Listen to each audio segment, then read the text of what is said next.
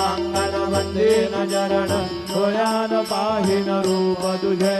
प्रेमे अलिंगिन आनंद पूजिन भावे वारिन म्हणे नाम त्वमेव माता च पिता त्वमेव त्वमेव बन्धुश्च सखा त्वमेव त्वमेव विद्या द्रविणं त्वमेव त्वमेव सर्वं मम देवदेव कायेन वाचा मनसेन्द्रियैर्वा बुद्ध्यात्मना वा प्रकृतिस्वभाव करोमि यत् सकलं परस्मै नारायणायति समर्पयामि अच्युतं केशवं राम नारायणं कृष्णदामोदरं वासुदेवं हरिं श्रीधरं माधवं गोपिकावल्लभं जानकीनायकं रामचन्द्रं भजे हरे